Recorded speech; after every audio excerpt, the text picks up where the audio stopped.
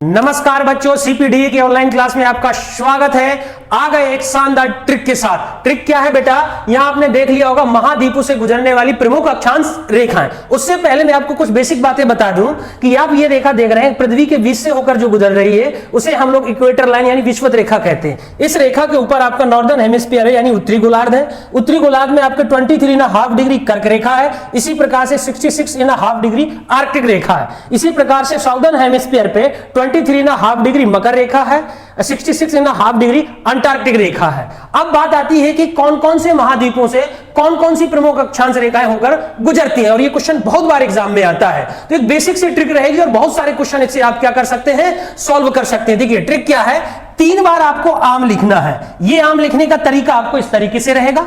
3 बार आपको कवि लिखना है। अब कहो भैया कि आ का मतलब क्या है, तो कहेंगे भैया इस आ का मतलब आप समझेंगे आर्कटिक रेखा, कै का मतलब हो जाएगा आपका कर्क रेखा, वी का मतलब हो जाएगा आपकी विषुवत रेखा, और मै का मतलब हो जाएगा बेटा, मै का मतलब हो जाएगा मकर रेखा। क्लियर है। 7 महाद्वीप है मैंने लेकिन 6 लिख रखे हैं। 7वां महाद्वीप जो आप देख रहे हैं अंटार्कटिक रेखा यानी 66 यानी 66.5 डिग्री अंटार्कटिक रेखा अंटार्कटिक महाद्वीप से होकर गुजरती है। तो ये वाला तो यहीं पे खत्म हो गया। अब आप देख लीजिएगा एशिया से कौन कौन सी प्रमुख अक्षांश रेखाएं होकर गुजरती है, तो आप सीधा बोलेंगे भैया आर्कटिक रेखा होकर गुजरती है, कर्क रेखा होकर गुजरती है और विषुवत रेखा होकर गुजरती है। एक बात तो ये।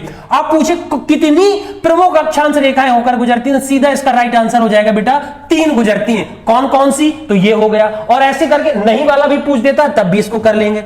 अब आपका है अफ्रीका वाला, तो अफ्रीका से मकर रेखा, कर्क रेखा और विषुवत रेखा। उत्तरी अमेरिका से आर्कटिक रेखा, कर्क रेखा। दक्षिणी अमेरिका से मकर रेखा, विषुवत रेखा। यूरोप से आपकी आर्कटिक रेखा। ऑस्ट्रेलिया से केवल और केवल मकर रेखा। ये रेखाएं आपने समझ ली होंगी। इससे रिलेटेड एक बात आपको ये बतानी है कमेंट बॉक्स में कि बताइए वो महाद्वीप कौन सा है जो दोनों गोलार्धों पर स्थित है। दोनों गोलार्धों पर स्थित कौन सा महाद्वीप है, इस ट्रिक से आप बहुत भली भांति आंसर कर लेंगे। तो फिर मिलेंगे नेक्स्ट वीडियो के साथ। तब तक के लिए जय हिंद और जय भारत।